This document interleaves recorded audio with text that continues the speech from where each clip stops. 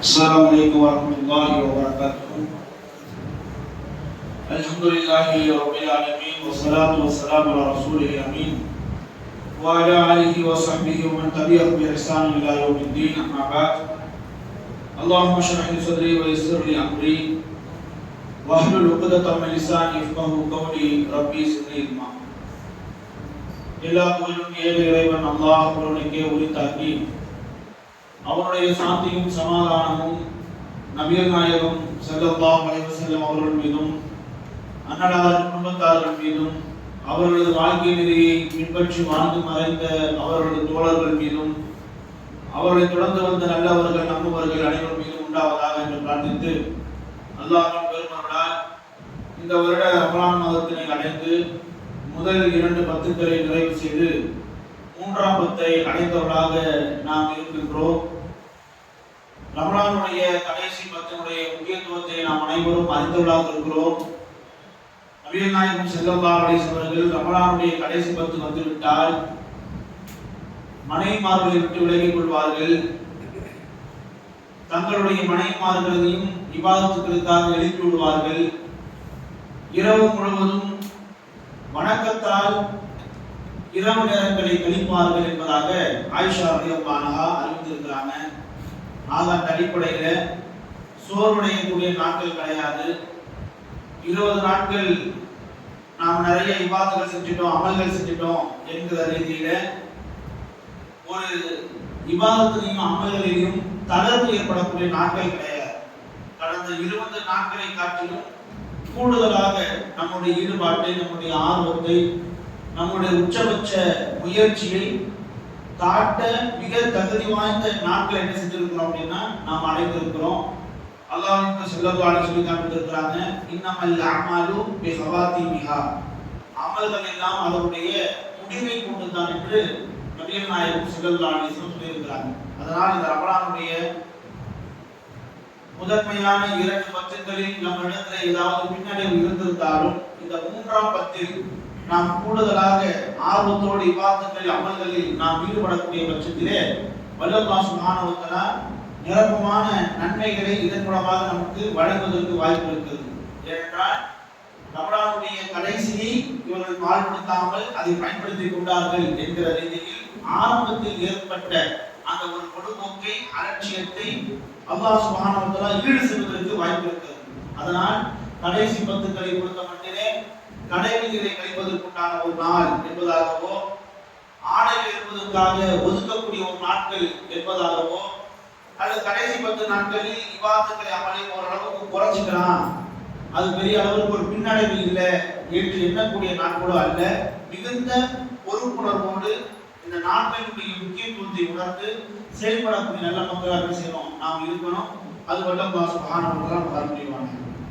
அன்பு சகோதரர்களே, சகோதரிகளே, இன்றைய நாளிலிருந்து ஒரு 5 தினங்கள் இரவு தொழுகைக்கு பிறகு உம்மஹாத்துல் முஃமினீன், நம்பிக்கையாளர்களின் அன்னையர்கள் என்கிற தலைப்பின் கீழ் நமக்கு ஈமானையும் இறையச்சத்தையும் அதிகப்படுத்தக்கூடிய ரீதியிலே நபிகள் நாயகம் ஸல்லல்லாஹு அலைஹி வஸல்லம் அவர்களின் மனைவிமார்களிடத்தில், நம்மளுடைய தாய்மார்களிடத்திலே நாம் பெறக்கூடிய பாடங்கள் என்ன, படிப்பினைகள் என்ன என்கின்ற அடிப்படையில் சில செய்திகளை இன்ஷா அல்லாஹ் நாம் பார்க்கிறோம்.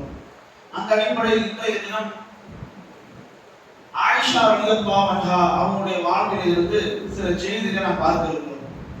ஆயிஷா ரலியல்லாஹு அன்ஹா என்று நபிகள் நாயகம் ஸல்லல்லாஹு அலைஹி வஸல்லம் மனைவிமார்கள் ஒரு மனைவியான இவர்களை குறித்து நாம் பேச துவங்கினாலே நம்மளே அறியாத ஒரு சந்தேகம் என்ன செய்யும் அப்படின்னா நம்மை தூண்டும். ஏன்னா ஆல்ரெடி இந்த இஸ்லாத்தை விளங்காதவர்கள், இஸ்லாத்தின் மீது கலக்கத்தை ஏற்படுத்த வேண்டும் என்று நினைப்பவர்கள், நபிகள் நாயகம் ஸல்லல்லாஹு அலைஹி வஸல்லம் மீது கலக்கத்தை ஏற்படுத்த வேண்டும் என்று நினைப்பவர்கள் அவர்களுக்கு தங்களுடைய மிகப்பெரிய ஒரு ஆயுதமாக பயன்படுத்துவதே இதைத்தான். ஒரு சிறுமியை, ஆயிஷா என்கிற ஒரு பெண்ணை 50 வயது கடந்த முஹம்மது ஸல்லல்லாஹு அலைஹி வஸல்லம் திருமணம் செய்தார்களே, இது எப்படி ஏற்புடையது, இது நடப்புல பொருத்தமானதா என்று மிகப்பெரிய ஒரு கலக்கத்தை ஏற்படுத்துவதற்காக என்ன செய்வாங்க அப்படின்னா இந்த ஒரு செய்தியை தான் சமூக தளங்களிலும் சரி, பொது வெளியிலும் சரி, இஸ்லாத்துக்கு எதிராக, நபிகள் நாயகம் எதிராக தங்களுக்கு ஒரு ஆயுதமாக என்ன செய்வாங்க, எதிரியை பயன்படுத்துவாங்க. அப்போ இப்படியாக நபி ஸல்லல்லாஹு அலைஹி வஸல்லம் அவர்கள் மீது இந்த ஒரு விஷயத்திலே அவர் தன்னுடைய அவதூறை பரப்பக்கூடிய அந்த சமயத்திலே முஸ்லிம்களாகிய பலரும் கூட நபி ஸல்லல்லாஹு அலைஹி வஸல்லம் மீதும் ஆயிஷா ரலியல்லாஹு அன்ஹா அவர் மீது இருக்கக்கூடிய அந்த மதிப்பினால் கண்ணியத்தினால் இதை பெரிதுபடுத்தாமல் அவர்கள் கடந்து விடுகிறார்கள் தவிர உண்மையை உணர்வதற்கு, உண்மையை அறிவதற்கு அவர்களும் தலைப்படுவது கிடையாது. அவர்களும் அதற்கு தலைப்படுவது கிடையாது. அப்ப அந்த அடிப்படையில ஆயிஷா ரலியல்லாஹு அன்ஹா அவர்களை நபிகள் நாயகம் ஸல்லல்லாஹு அலைஹி வஸல்லம் அவர்கள் திருமணம் செய்திருக்கிறார்கள், சிறிய வயதிலேயே திருமணம் செய்திருக்கிறார்கள். இப்ப நபிகள் நாயகம் ஆயிஷா ரலியல்லாஹு அன்ஹா அவர்களை திருமணம் செய்தது என்பது எந்த வகையில் என்பதை என்ன செய்யணும் அப்படின்னா நாம் அதை புரிந்து கொள்ள வேண்டும். ஆயிஷா ரலியல்லாஹு அன்ஹா என்கிற அவர்கள் மாத்திரமல்ல, நபிகள் நாயகம் ஸல்லல்லாஹு அலைஹி வஸல்லம் யாரெல்லாம் திருமணம் செய்திருக்கிறார்களோ, எந்தெந்த பெண்ணை எல்லாம் திருமணம் செய்திருக்கிறார்களோ அந்த திருமணங்கள் அனைத்துமே நபிகள் நாயகம் ஸல்லல்லாஹு அலைஹி வஸல்லுடைய சுய தேர்வு கிடையாது, அவங்களுடைய சுய விருப்பம் கிடையாது, அவங்களுடைய சுய முடிவு கிடையாது. அவங்களாம் நான் உங்களை திருமணம் செஞ்சுக்கிறேன், அவர்களாலும் இவரை நான் திருமணம் செய்திருக்கிறேன் என்று நபிகள் நாயகம் ஸல்லல்லாஹு அலைஹி வஸல்லம் தனி தேர்வே கிடையாது. நபிகள் நாயகம் ஸல்லல்லாஹு அலைஹி வஸல்லம் யாரை திருமணம் செய்யணும் அப்படின்ற இந்த அறிவுறுத்தல் எங்கிருந்து அவர்களுக்கு வந்தது? 7 வானங்களுக்கு மேலாக அரிசிகள் இருக்கக்கூடிய வல்ல அல்லாஹ் சுப்ஹானஹு வ தஆலாவிடம் இருந்து வந்த அந்த அறிவுறுத்தலை தான் செஞ்சாங்க, ரசூலுல்லாஹ் பின்பற்றினார்களே தவிர அவர்களை பொறுத்தவரை தனிச்சையாக என்ன செய்யல, தனி முடிவு எதுவும் எடுக்கல. அப்ப அந்த அடிப்படையில் தான் ஆயிஷா ரலியல்லாஹு அன்ஹா அவர்கள் என்ன செஞ்சாங்க, நபிகள் நாயகம் ஸல்லல்லாஹு அலைஹி வஸல்லம் செஞ்சாங்க. இதை சுருங்க விளங்கிக் கொள்ள வேண்டும் என்றால், நபிகள் நாயகம் ஸல்லல்லாஹு அலைஹி வஸல்லம் அவருடைய இன்னொரு மனைவி ஒருத்தர் இருக்கிறார், ரசூலுல்லாஹி ஸல்லல்லாஹு அலைஹி வஸல்லம் முறைப்பெண்.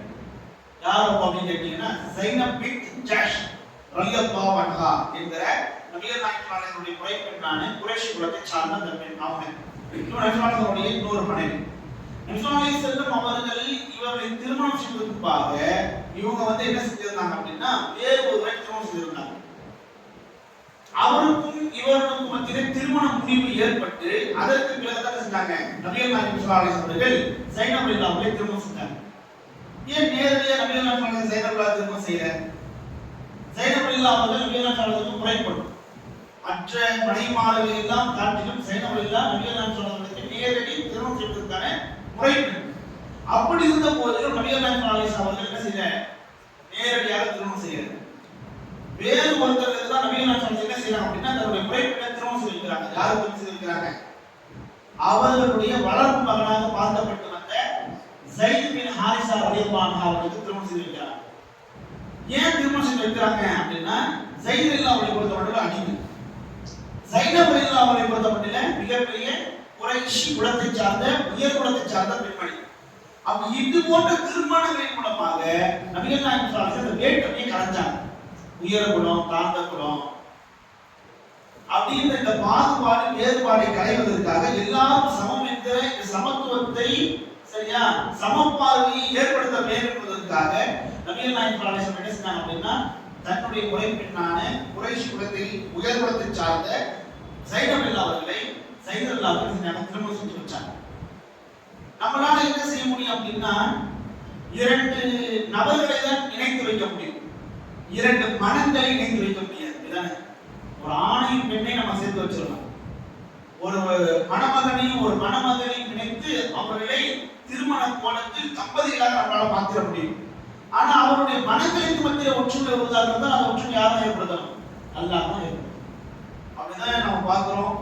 ஒவ்வொரு பெற்றோரும் தங்களுடைய பிள்ளைகளுக்கு நல்ல மணமகனை கொண்டு வரணும், நல்ல மணமகளை கொண்டு வரணும் அப்படின்ட்டு என்ன செய்யறாங்க அப்படின்னா பெரிய அளவுக்கு என்ன செய்யறாங்க அப்படின்னா முசிபத் எடுக்கிறாங்க, பெரிய அளவுக்கு என்ன செய்யறாங்க அப்படின்னா மெனக்கிடுறாங்க. ஆனா ஒரு சில பேருடைய வாழ்க்கையை நம்ம அவ்வளவு ஒரு முசிபத், அவ்வளவு ஒரு முயற்சி எடுத்ததுக்கு பிறகு கூட அவங்களுடைய திருமண வாழ்க்கை தோல்வியை தருவதை நம்மளால பார்க்க முடியும். அப்ப என்ன அப்படின்னா ஒரு ஆணையும் பெண்ணை நம்மளால் சேர்த்து வைக்க முடியுமே தவிர அவர் இருவருக்கு மத்தியில மன பொருத்தம் வருவது யாருடைய நாட்டத்தில் தான் இருக்குது, அல்லாஹ்வுடைய நாட்டத்தில் தான் இருக்குது. நபிகள் நாயகம் அவர்களுடைய முயற்சி அடிப்படையினால் உயர்ந்தோர் தாழ்ந்தோர் என்ற பாகுபாடு வேறுபாடு விகிதாச்சாரம் வித்தியாசம் இருக்கக்கூடாது என்பதற்காக தன்னுடைய முறைப்பெண்ணை தன்னுடைய வளர்ப்பு மகனான அடிமையான ஸைதுல்லாவுக்கு திருமணம் செஞ்சு வச்சு ஒரு ஒற்றுமையை ஏற்படுத்தணும், சமத்துவத்தை ஏற்படுத்தணும் புனைந்தாங்க. ஆனா திருமணம் நடந்த அந்த நொடி பொழுது இருந்து அந்த நாள் இருந்து அவங்க 2 பேருக்கு என்ன இல்ல ஒத்து வரல. அவங்க 2 பேருக்கு மத்தியில என்னதான் இருந்துச்சு? புகச்சலா தான் இருந்துச்சு. அவங்க 2 பேருக்கு மத்தியில விரிசலா தான் இருந்துச்சு. இப்படியே நான் போக போக அவங்களுக்கு மத்தியில விரிசல் பெருசாக ஜைனபில்லா வந்து என்ன செஞ்சாங்க அப்படின்னா, நபிகள் நாயகம் ஸல்லல்லாஹு வந்து அல்லாஹ்வின் தூதரே, நான் ஜைனப் என்ன செஞ்சேன்? விவாகரத்து பண்ணிடுறேன். நான் ஜைனபை நான் என்ன செஞ்சேன்? விவாகரத்து பண்ணிடுறேன் அப்படின்னு சொன்னாங்க. அப்ப நபிகள் நாயகம் என்ன சொன்னாங்க அப்படின்னா, செய்யாதே, நீ என்ன செய்ய? சேர்ந்து வாழு, நீ என்ன செய்ய? விட்டு கொடுத்து இரு அப்படின்னு என்ன பண்றாங்க? நபிகள் நாயகம் ஜைனபில்லாவுக்கு சொல்றாங்க. அவ அல்லாஹ் சுப்ஹானஹு வசனத்தை ஒன்று அருளுகிறான். என்ற வசனத்தை அருளுகிறான் என்றால், நபியே, உள்ளத்தில் ஒன்றை வைத்து வெளியே ஒன்று பேசாதீர். உள்ளத்தில் ஒன்றை வைத்து வெளியே ஒன்று பேசாதீர் என்ன பண்றான்? அல்லாஹ் சுப்ஹானஹு சொல்லிட்டாங்க. ஒரு உள்ளங்களில் இருப்பதை அறிபவன் யாரு? அல்லாஹ். நீங்க மனிதர்களை பயப்படாதீர்கள், என்னை பயப்படுங்கள். அதனால தான் இப்னு அப்பாஸ் அவங்க சொல்லி காமிப்பாங்க, ரசூலுல்லாஹி அலைஹி வஸல்லம் அவர்கள் ஒரு ஆயத்தை மறைப்பதாக இருந்தால் இந்த ஆயத்தை மறைச்சிருக்கணும். ஆயத்தின் வசனத்தை மறைப்பதாக இருந்தால் அவன் இந்த வசனத்தை மறைச்சிருக்கணும். ஏன்? பட்டவர்த்தமாக நபிகள் நாயகம் ஸல்லல்லாஹு அலைஹி வஸல்லம் அம்பலப்படுத்தக்கூடியதாக இருக்குது வசனம். மனசுல ஒண்ணு வச்சுக்கிட்டு வெளியே ஒண்ணு பேசுறீங்க, நீங்க யாரை பயப்படுறீங்க? நீங்க பயப்படுறதுக்கு யார் தகுதி வாய்ந்தவன் என்று என்ன செய்யறான்? அல்லாஹ் சுப்ஹானஹு வ தஆலா நபிகள் நாயகம் ஸல்லல்லாஹு அலைஹி வஸல்லம் மனசுல போட்டு உடைச்சான். அவர் சொல்ற மனசுல என்ன இருந்துச்சு? சொல்ற மனசுல என்ன இருந்துச்சு அப்படின்னா, அஸ்மான் அவர்களுக்கு தெரியுது இந்த ஸைத் இந்த ஸைனப் என்ன செய்வாரு? அதாவது விவாகரத்து செய்வார். இந்த ஸைனப் அவங்களுடைய இதாகால முடிந்ததற்கு பிறகு நான் தான் அவர் என்ன செய்ய வேண்டியிருக்கும்? திருமணம் செய்ய வேண்டியிருக்கும். இந்த அறிவுறுத்தல் அல்லாஹ்வின் புறத்து வந்துடும். இந்த அறிவுறுத்தல் அல்லாஹ்வின் புறத்து வந்துடும். நான் தான் திருமணம் செய்ய வேண்டியிருக்கும். அப்ப நாம யோசிக்க அதுல என்ன இருக்குது? ரசூலுல்லாஹி எத்தனையோ விபத்து இருக்கு. அதாவது விதவைகளை திருமணம் செய்யலையா? எத்தனையோ கணவன் இழந்தவர்களை ரசூலுல்லாஹி திருமணம் செய்யலையா? எத்தனையோ விவாகரத்தான பெண்களை நபிகள் நாயகம் திருமணம் செய்யலையா? அந்த மாதிரி செய்யறவங்க அவன் திருமணம் செய்து போறதானே அப்படின்னா, இங்க தான் என்ன இருக்கு அப்படின்னா, மற்ற மனைவிமார்களை திருமணம் முடிக்கிற சமயத்தில் இல்லாத பிரச்சனை இங்க இருக்கு. என்ன இங்க இருக்கு பிரச்சனை அப்படின்னா, குறைஷிகள் தயாராக இருக்கிறாங்க. தன் மகன், அதாவது ஸைதுல்லாஹை பொறுத்த மட்டிலே வளர்ப்பு மகன் தான். ஆனா ஸைதுல்லாஹை பொறுத்த மட்டிலே நபிகள் நாயகம் ஸல்லல்லாஹு அலைஹி வஸல்லம் மக்காவில் இப்படி அறிவு பண்ணிருந்தா உங்களுக்கு தெரியும். இப்படி அறிவு பண்ணாங்கன்னா, ஸைத் என்னுடைய மகன் சொன்னாங்க. அதான் ஸைதுல்லா மக்கா வாசிகள் மத்தியில எப்படி அழைக்கப்பட்டாங்க அப்படின்னா, ஸைத் பின் முஹம்மது என்று அழைக்கப்பட்டாங்க. இஸ்லாமுடைய சட்டம் வரப்பட்டதற்கு பிறகுதான் பெத்த தந்தையின் பேரை வச்சு தான் அழைக்கணுமே தவிர, வளர்த்த தந்தையின் பேரை வச்சு செய்யக்கூடாது, ஒரு பிள்ளை அழைக்கக்கூடாது என்ற சட்டம் வரப்பட்டதற்கு பிறகு ஸைத் பின் ஹாரிஸா செய்யப்பட்டார், அழைக்கப்பட்டார். இது முஸ்லிம்களுக்கு மூமின்களுக்கு இவையே தெரியும். ஆனால் குறைஷி குஃபார்கள், குறைஷி காஃபிர்கள் மக்கா வாசிகள் செய்வாங்க, இதை ஒரு பகடக்காயாக பயன்படுத்தி நபிகள் நாயகம் கொச்சப்படுத்துவாங்க. என்ன கொச்சப்படுத்துவாங்க? வளர்த்த மகன் திருமணம் பண்ண ஒரு பெண்ணு வளர்த்த இவரே கல்யாணம் பண்ணிக்கிட்டாரு அப்படின்ட்டு நபிகள் நாயகம் மீது சேற்றை மாறி இறைப்பதற்கு தயாராக இருக்கிறார். ஆனா வளர்த்த மகன் அவருடைய மனைவி விவாகரத்து செய்திருந்தால் வளர்த்த தந்தை அந்த பெண்ணை திருமணம் செய்திருக்கிற தடை இருக்குதா? தடை இல்லை. இந்த சட்டத்தை இந்த உலகத்திலே அமல்படுத்த வேண்டும். பெத்த மகன் இருக்கிறார்ல, அவர் அவருடைய மனைவி விவாகரத்து பண்ணாலும் பெத்த தந்தை செய்ய முடியாது, அந்த பெண்ணை திருமணம் செய்ய முடியாது. பெத்த மகன் அவருடைய மனைவி விவாகரத்து செய்திருந்தாலும் பெத்த தந்தை செய்ய முடியாது, தன் மகனுடைய மனைவி திருமணம் செய்ய முடியாது. ஆனா வளர்ப்பு மகனாக தான் செய்யலாம், திருமணம் செய்யலாம். ஏன் அப்படின்னா, பெத்த மகன் வளர்த்த மகன் ஒண்ணு கிடையாது, பெத்த தந்தை வளர்த்த தந்தை ஒண்ணு கிடையாது என்கிற சட்டத்தை அமல்படுத்துவதற்காக அல்லாஹ் சுப்ஹானஹு என்ன செய்வான்? ஸைனபில்லா அவர்களை நபிகள் நாயகம் அவர்களை திருமணம் செய்யும்படி ஆக்குவான் என்பது அவருக்கு தெரியும். அப்படி திருமணம் செய்தால் இந்த ஊர் என்ன செய்யும்? ரசூலுல்லாஹி அவர்களை கொச்சையாக பேசும். அதனால இத உள்ளத்துல மனசுல பயந்துகிட்டு, இதுக்கு அச்சப்பட்டுக்கிட்டு, செய்து வச்சு வானே, செய்து விட்டு கொடுத்து வானே, சேர்த்து வானே, அட்ஜஸ்ட் பண்ணி வானே அப்படின்னு செய்து என்ன பண்றாரு? ஒவ்வொரு முறையும் நபிகள் நாயகம் அவர்கள் இப்படி ஊக்கப்படுத்திட்டே ஆர்வப்படுத்திட்டே இருக்காரு. அப்ப அல்லாஹ் சுப்ஹானஹு வ தஆலா செஞ்சான், போன் பண்ண சொன்னான், ஏன் உள்ள உணர்ச்சி வெளியே பேசுறீங்க? ஏன் நீங்க மக்களுக்கு பயப்படுறீங்க? அல்லாஹ்வுடைய சட்டத்தை அமல்படுத்த வேண்டிய நிலைமை வந்தால் அமல்படுத்தி தான் ஆகணும் அப்படின்னு சொல்ல அல்லாஹ் சுப்ஹானஹு வ தஆலா சொல்றான். அதுக்கு பிறகு ஸைனபில்லா விவாகரத்து செய்றாங்க. நபிகள் நாயகம் யாரை திருமணம் செய்றாங்க? ஸைனப் ரலியல்லாஹு அன்ஹா அவர்களை திருமணம் செய்றாங்க. அது ஸைனபில்லா அவர்கள் ஒரு பெருமையாக கூட, ஒரு சந்தோஷமாக கூட சொல்லுவாங்க. என்ன சொல்லுவாங்க அப்படின்னா, மற்ற மனைவிமார்களை பார்த்து அவங்க சொல்லுவாங்க, உங்களை எல்லாம் நபிகள் நாயகம் அவர்களுக்கு திருமணம் செய்து வைத்தது யாரு? உங்களுடைய குடும்பத்தார்கள். என்னை நபிகள் நாயகம் திருமணம் செய்து வைத்தது யாரு? யாரு? அல்லாஹ். ஜெயனுல்லாஹ் சொல்வாங்க, பிற மனைவிமார்களை பார்த்து உங்களை எல்லாம் ரசூலுல்லாஹி அவர்கள் திருமணம் செய்து வைத்தது உங்களுடைய குடும்பத்தார்கள், ஆனால் என்னை நபிகள் நாயகம் அவர்கள் திருமணம் செய்து வைத்தது அர்ஷ், 7 வானத்துக்கு மேல் அர்ஷ் மீது இருக்கக்கூடிய அல்லாஹ் நடப்பாங்க சொல்லி கண்டிப்பாங்க. நான் இதை எதுக்கு சொல்றேன் அப்படின்னா, இப்படிதான் நபிகள் நாயகம் அவர்களுடைய ஒவ்வொரு திருமணமும் யாருடைய வழிகாட்டு நடந்திருக்கிறது?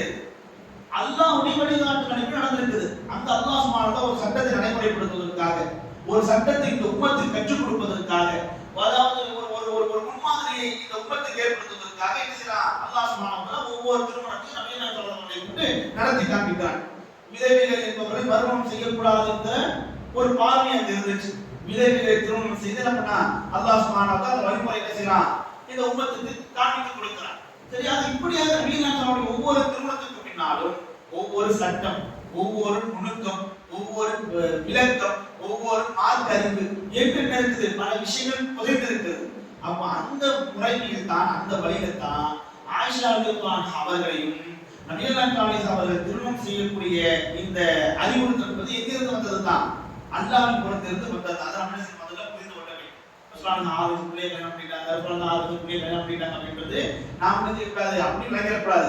நபிகள் நாயகம் அவர்களே 6 பிள்ளை ஆயிஷா அவர்கள் திருமணம் செய்யும்படி அல்லாஹ்வின் புறத்திலிருந்து இருக்கிறது, அறிவுறுத்தல் வந்திருக்கு.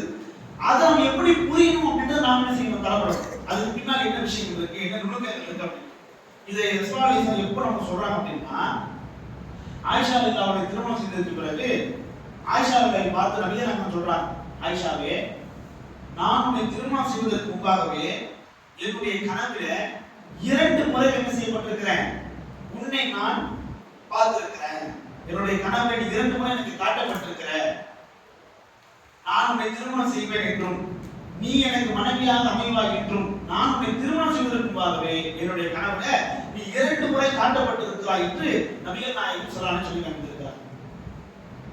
அதாவது நபிகள் நாயகம் சொல்றாங்க, கதீஜா ரலியல்லாஹு அன்ஹா மரணத்திற்கு பிறகு கதீஜா ரலியல்லாஹு அன்ஹா நபிக்கு 10ஆம் வருடம் மரணிக்கிறாங்க. அதற்கு பிறகு ஒரு சில வருடங்கள் முன்கொடுக்கிறது. கரெக்டாக ஹிஜ்ரத்துக்கு ஒரு வருடத்துக்கு முன்னால், அதாவது நபிக்கு 12ஆம் வருடம், நபிகள் நாயகம் அவர்களுக்கு ஒரு கனவு ஒரு சிறிய இடைவெளி விட்டு 2 முறை வந்து போகுது. அது என்ன கனவு அப்படின்னா, ரசூலுல்லாஹ் தூங்கிட்டு இருக்காங்க, அவங்களுக்கு ஒரு கனவுல ஒரு வானவர் என்ன செய்றார் அப்படின்னா, ஒரு நபர் என்ன செய்றாங்க, நபிகளுடைய கனவுல அழைச்சிட்டு வராங்க. அந்த நபரை எப்படி அழைச்சிட்டு வராங்க அப்படின்னா, பட்டு துணி போர்த்தி அழைச்சிட்டு வராங்க. பட்டு துணி போர்த்தி அழைச்சிட்டு வராங்க. அப்ப ரசூலுல்லாஹ் எல்லாம் போர்த்தப்பட்டிருக்கிற அந்த துணியை விளக்கம் பண்ணி சொல்றாங்க. அப்ப அந்த துணியை விளக்குறாங்க. அப்படி விளக்குற பொழுது அந்த பட்டு துணிக்குள் இருந்தது யார் என்று நபிகள் நாயகம் சொல்லுகிற பொழுது, அன்தி யா ஆயிஷா என்றார். ஆயிஷாவே, நீதான் என்ன செஞ்ச, அந்த மறைக்கப்பட்ட பட்டு துணிக்குள்ள இருந்த, மறைக்கப்பட்ட பட்டு துணிக்குள்ள இருந்த. அப்ப நான் நினைச்சேன், உன்னை நான் திருமணம் செய்ய வேண்டும் என்பது அல்லாஹ்வுடைய நாட்டமா இருந்தால் அது நடந்தேறியே தீரும். உன்னை நான் திருமணம் செய்வது அல்லாஹ்வுடைய நாட்டமாக இருந்தால் அது நடந்தேறியே தீரும். ஆயிஷா எல்லாம் சிறிய பிள்ளையா இருக்கிறாங்க. அப்போ ஆயிஷா நபிகளுடைய மனைவியாக ஆவாங்க அப்படின்னு அல்லாஹ் சுப்ஹானஹு கனவுல காட்டுறான். நபிகளுடைய கனவுல காட்டப்படுவது என்பது நம்மளுடைய கனவுல பார்க்கறது மாதிரியா? நம்மளுடைய கனவுக்கு நபிமாவுடைய கனவுக்கு வித்தியாசம் இருக்கிறது. நம்மளுடைய கனவு என்பது தூக்கத்தினுடைய சாதாரண கனவு. நபிமாவுடைய கனவு என்பது எப்படி கனவு? அது வஹீயின் ஒரு பகுதி, இறை செய்தியின் ஒரு பகுதி. அப்புறம் ரசூலுல்லாஹ் சொல்றாங்க, ஒரு சிறிய இடைவெளி விட்டு மீண்டும் என்னுடைய தூக்கத்துல கனவுல இப்படியான ஒரு வானம் வந்தார், ஒரு தோற்றத்தை பட்டு துணி போட்டு மறைத்து செய்தார் என்று அழைத்து விட்டார்.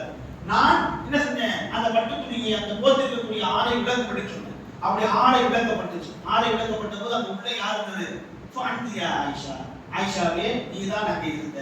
அவர்கள் சொல்றாங்க, உன்னை நான் திருமணம் செய்ய வேண்டும் என்பது அல்லாஹ்வுடைய நாட்டமாக இருந்தால் அது நடந்தே தீரும் என்று சொன்னாங்க. நபிகள் நாயகம் சொன்னாங்க. அப்போ நான் ஆயிஷா ரலியல்லாஹு அன்ஹா அவர்களை நபிகள் நாயகம் திருமணம் செய்வது என்பது யாருடைய அறிவுறுத்தல், யாருடைய வழிகாட்டல்? அது அல்லாஹ்வுடைய வழிகாட்டல் என்பதை நாம் முதல்ல புரிந்து கொள்ள வேண்டும். இது ஒன்று. இரண்டாவது என்ன அப்படின்னா, அன்றைய காலகட்டத்தில் சிறு வயது பெண்களை திருமணம் செய்வது என்பது முழக்கத்தில் உள்ளது, நடைமுறையில் இருந்தது. அதுதானே நம்ம எல்லாருக்கும் ஆயிஷா ரலியல்லாஹு அன்ஹா அவர்களை நபிகள் நாயகம் திருமணம் செய்தார்கள், சிறுவயது பெண்ணான ஆயிஷா ரலியல்லாஹு அன்ஹா அவர்களை நபிகள் நாயகம் திருமணம் செய்தார்கள் என்றுதான் நாமளும் கேள்விப்படுறோம். சரிங்களா? நாமளும் இதுதான் பெருசா நமக்கு தெரியுது தவிர அபூபக்கர் சித்திக் ரலியல்லாஹு அன்ஹு அவர்கள் நபிகள் நாயகமுடைய மகளாரான ஃபாத்திமாவை தான் திருமணம் முடிப்பதற்காக பெண் கேட்டிருக்கிறார்கள் என்பதை பல பேர் அறியாமல் இருக்கிறார். மகளார் ஃபாத்திமா இருக்காங்களா இல்லையா? இந்த ஃபாத்திமா திருமணம் செய்வதற்காக யார் இந்த பெண் கேட்டிருக்கிறார்? அபூபக்கர் ரலியல்லாஹு நபிகள் நாயகமுடைய வயசுக்கு ஒத்த அபூபக்கர் ரலியல்லாஹு இருக்கிறாங்க. நபிகள் நாயகமுடைய பெண் கேட்டிருக்கிறாங்க. உங்களுடைய பெண்ணை ஃபாத்திமா திருமணம் முடிச்சு கொடுங்க அப்படின்றது. இன்னொரு உமர் எல்லாம் கேட்டிருக்கிறாங்க. உமர் எல்லாமும் கேட்டிருக்கிறார். அப்போ ஏன் அபூபக்கர்ல கேட்டு ஃபாத்திமா அவர்களை நபி ஸல்லல்லாஹு அலைஹி வஸல்லம் அபூபக்கரை திருமணம் முடிச்சு வைக்கல அப்படின்னா, ஆயிஷா ரலியல்லாஹு நபிகள் நாயகமுடைய திருமணம் முடிச்சு கொடுக்க வேண்டும் என்பது யாருடைய அறிவுறுத்தல்? அல்லாஹ்வுடைய அறிவுறுத்தல். அதை மீற முடியுமா? அதை மீற முடியாது. அது செஞ்சே தான் ஆகணும். அதை கட்டாயம் செஞ்சே தான் ஆகணும். ஆனா ஃபாத்திமா ரலியல்லாஹு அவர்களை யாருக்கு மனம் முடித்து வைக்க வேண்டும் என்பது அதுக்குண்டான அதிகாரம் யார்கிட்ட இருக்குது? ரசூலுல்லாஹி இருக்கு. ரசூலுல்லாஹி யாருக்கு முடிச்சு வச்சாங்க? அலி ரலியல்லாஹுக்கு திருமணம் முடிச்சு வச்சாங்க. நான் எதுக்கு சொல்றேன் அப்படின்னா, சிறு வயது பெண்களை திருமணம் செய்வது என்பது அன்றைய காலத்திலே இப்போது பார்க்கப்படுற மாதிரி ஒரு தவறான பார்வையாக, ஒரு குற்ற பார்வையாக சரியா பார்க்கக்கூடிய ஒரு சூழல். அதாவது கண்ணியமான, மதிப்பு மிக்க, அந்தஸ்து மிக்க அந்த ஆண்களுக்கு தங்களுடைய பெண்களை திருமணம் செய்து அவர்களுடைய அரவணைப்பில், அவர்களுடைய பாதுகாப்பில் தங்களுடைய பிள்ளைகள் இருப்பது என்பது அவங்க என்ன செஞ்சிருக்கிறாங்க அப்படின்னா, அது மிகுந்த வரவேற்கத்தக்க விஷயமா எடுத்திருக்கிறாங்க. சோ அதனால அன்றைய காலத்தில் சிறு வயது பெண்களை திருமணம் செய்வது என்பது ஒரு குறையாக இல்லை. அது அவருடைய புழக்கத்தில் இருந்திருக்கு. இது இரண்டாவது. மூன்றாவது என்னன்னா, இன்றைய காலம் வரைக்குமே சிறு வயது பெண்களை திருமணம் செய்யக்கூடிய வழக்கம் இன்னும் கிராமங்கள் இருக்குதா இல்லையா? இப்போ அரசாங்கம் சட்டம் போட்டிருக்கு, பெண்ணின் திருமண வயது 21. நீ போட்டு என்னத்தை சாதிச்சிருக்க? அரசாங்கம் சட்டம் போடுது, பெண்ணின் திருமண வயது 21 நீ போட்டு வச்சுட்ட, என்னத்தை நீ சாதிச்சிருக்க அப்படின்னா, தொடர்ச்சியாக சில நாட்களாக பத்திரிகை செய்திகள் எடுத்து படிச்சு பார்க்கணும். அது வரக்கூடிய பத்திரிகை செய்திகள் என்ன அப்படின்னா, அதாவது பெண்கள் என்ன செஞ்சிருக்கிறாங்க, தாங்கள் விரும்பக்கூடிய காதலரை நம்பி வீட்டுக்கு வெளியே வந்திருக்கிறாங்க. அந்த காதலர் என்ன பண்ணிருக்காங்க அப்படின்னா, அவர்களின் நண்பர்களோடு சேர்ந்து அந்த பெண்களை ரூம்ல அடைச்சு வச்சு பலாத்காரம் செஞ்சிருக்கிறாங்க. அப்ப அந்த குடும்பம் காவல்துறையில போயிட்டு கம்ப்ளைண்ட் செய்து எங்களோட பிள்ளைகளை காரணம் அப்படின்னு. அப்ப அந்த காவல்துறை அந்த கம்ப்ளைண்ட் எடுத்து விசாரணை என்ன செய்யுது அப்படின்னா முடக்கி விடுது. அப்போ இறுதியாக இங்க இருக்கிறாங்க கண்டுபிடிக்கப்பட்டு அந்த பெண்கள் என்ன செய்யப்படுறாங்க அப்படின்னா அந்த குடும்பத்தால் ஒப்படைக்கப்படுறாங்க. இதுதான் செய்தி. இப்ப இந்த செய்தியில பெண்கள் என்று யார் நம்ம பார்த்தோம் அப்படின்னா, எந்த பெண்கள் இப்படியாக சீரழித்து இருக்கிறாங்க அப்படின்னு நம்ம பார்த்தோம் அப்படின்னா, ஏதாவது 30 வயது 37 வயது கடந்த பெண்களா, அல்லது ஒருவேளை வேலைக்கு போகக்கூடிய அபலை பெண்களா, அல்லது குறைந்தபட்சம் கல்லூரிக்கு போகக்கூடிய பெண்கள் அப்படின்னு பார்த்தா இவங்க யாருமே கிடையாது. 30 35 வயது கடந்த பெண்களும் கிடையாது, வேலைக்கு போகக்கூடிய பெண்களும் கிடையாது, கல்லூரிக்கு போகக்கூடிய பெண்கள் கிடையாது. பின்ன யார் இந்த பெண்கள் பார்த்தா பள்ளி சிறுமிகள், 7ஆம் வகுப்பு 8ஆம் வகுப்பு படிக்கக்கூடிய பள்ளி சிறுமிகள். இப்ப நடச்சில்ல, சென்னை நடச்சில்ல, 7ஆம் வகுப்பு 8ஆம் வகுப்பு படிக்கக்கூடிய பள்ளி சிறுமிகள் காதலோடு சேர்ந்து என்ன செய்யப்பட்டாங்க, அந்த காதலோடு சேர்ந்து அவங்க நண்பர்களோடு ரூமில் அடைக்கப்பட்டு சீரழிக்கப்பட்டாங்க அப்படின்றது ஏதோ ஒரு செய்தியில தொடர் செய்தியாக வந்துச்சு. தொடர் செய்தியாக வந்துச்சு. சமீபத்தில் கன்னியாகுமரியில ஒரு ஆசிரியர் என்ன செய்றார் அப்படின்னா, 2 மாணவிகளை தன்னோடு ஏற்றி கொண்டு வண்டியில போறார். 2 மாணவிகள் காணும். 2 மாணவிகளே காணும். 2 மாணவிகளை தேடி கம்ப்ளைண்ட், அதாவது காவல்துறை தேடிட்டே இருக்கிறாங்க. கடைசியா வளைச்சு தேடினா ஒரு கேமரால, ஒரு சிசிடிவி கேமரால அந்த 2 சிறுமிகள் அகப்பட்டுட்டாங்க. 2 சிறுமிகள் வராங்க.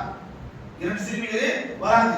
ஒருவருடைய பைக் என்ன செய்யறாங்க, சிறுமிகள் ஏறி உட்காராங்க. கடைசியாக அவர்களுடைய அந்த காட்சி அதுதான். அதுக்கு பிறகு என்ன செஞ்சாங்க, காணாம போயிட்டாங்க. பார்த்தா என்னன்னா, அந்த 2 சிறுமிகளே அந்த ஆசிரியர் என்ன செஞ்சிருக்கான் அப்படின்னா, அடைத்து சென்று ஒரு ரூம்ல அடைச்சு வச்சு அவன் என்ன செஞ்சிருக்கான், பாலியல் பலாத்காரத்தை கொடுத்திருக்கிறான். இந்த சிசிடிவி காட்சியில் அகப்படாமல் இருந்தால் அந்த 2 பெண்களுடைய முடிவு என்ன தெரிஞ்சிருக்காரு. அந்த 2 பெண்களை அடைத்து சென்ற இந்த கைவிட செய்யப்பட்டிருக்க மாட்டான், பிடிபட்டிருக்க மாட்டான். அப்படி சென்ற இந்த பெண்கள் யாருன்னா பள்ளிக்கூட சிறுமிகள். அப்போ நீ பெண்கள் திருமண வயது 21 வச்சு இங்க நீ சாதிச்சது என்ன அப்படின்னா, சீரழிச்சதான் பார்த்தோம்.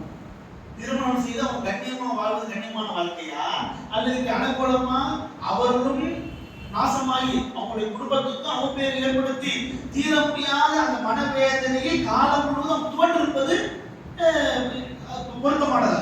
அதை என்ன செய்யும், அப்போ இதைத்தான் என்ன செய்ய முடியும், நடக்கும் நாட்களை நம்மளால பார்க்க முடியாது. சரிங்களா? நான் எதற்கு இதெல்லாம் சொல்றேன் அப்படின்னா, இதை ஒரு குற்றமாக என்ன செய்யறாங்க அப்படின்னா, ஏதாவது ஒரு அசிங்கத்தை சொல்லணும், கலக்கத்தை ஏற்படுத்தணும், அவதூறை ஏற்படுத்தணும் அப்படின்ட்டு தான் இந்த விஷயத்தை எடுக்கிறாங்களே தவிர, ஆனா உண்மையிலேயே ஆயிஷா அவர்களை அப்படியே நம்ம திருமணம் செய்தது என்று பார்த்தால் அது அல்லாஹ்வின் குலத்தினுடைய அறிவுறுத்தல். சரிங்களா? இரண்டாவது அவங்களுடைய காலத்துல அது புழக்கத்தில் வழக்கத்தில் இருந்தது ஒன்றுதான். சரிங்களா? நபி ஸல்லல்லாஹு அபூபக்கரோட மகளாரை திருமணம் செய்து போன்று நபி ஸல்லல்லாஹு மகளாரை அபூபக்கரோட திருமணம் செய்வதற்கு பெண்கள் இருக்கிறாங்க. அது இல்லாம அதை ஒரு பாதுகாப்பாக தன்னுடைய பெண்கள் இருக்கிறாங்க, அவங்க அதை செஞ்சிருக்கிறாங்க, எண்ணி இருக்கிறாங்க. சரிங்களா? அப்ப அந்த அடிப்படையில ஆயிஷா அவர்கள் வீரர்கள் திருமணம் செய்திருக்கிறார் அப்படின்னு அப்படின்னும் 6 வயது திருமணம் செய்திருந்தாங்க கூட 9 வயதுக்கு மேலாக தான் செய்யறாங்க. நபிகள் நாயகம் அவங்களோட என்ன செய்யறாங்க, ஆயிஷா எல்லாம் வாழ்றாங்க. சரிங்களா? இப்போ இந்த ஆயிஷா அவர்களை நபிகள் நாயகம் அவர்கள் சிறு வயதில் திருமணம் செய்திருக்கிறார் என்றால் அதுக்கு பின்னால் இருக்கக்கூடிய ஹிக்மத் என்ன அப்படின்னு நம்ம புரியணும். சரிங்களா? கொஞ்ச நாளைக்கு புரியலாமா? சரி, அப்போ இன்ஷா அல்லாஹ் இதை தொடர்ந்து மேற்கொண்டு இந்த ஆயிஷா அவருடைய சிறப்புகள் என்ன, இந்த ஆயிஷா அவர்களை சிறு வயதில் நபிகள் நாயகம் அவர்களே திருமணம் செய்தாங்க அப்படின்னா அந்த விஷயங்கள் இன்ஷா அல்லாஹ் நம்ம நாளைக்கு தினம் பார்ப்போம். அது வெறும் பாசமான நம்ம முடிவானாக எதை சொன்னோமோ இதை நாம் கேட்டோமோ அதன் அடிப்படையில் வளர்த்து யோசிக்கிறேன். வல்ல பாசமான பேசி எனக்கு கேட்ட ஒழுங்கு தந்து அருமை என்று பார்த்து நம்பிக்கொள்கிறேன். அக்கோடி கோடி ஆதா வஸ்தவர்களை விட துவாபரையும் வாசுதாவான அல்ஹம்துலில்லாஹி ரப்பில் ஆலமீன். சுப்ஹானல்லாஹி வ பிஹம்திஹி அஷ்ஹது அல்லா இலாஹா இல்லா அன்த அஸ்தக்ஃபிருக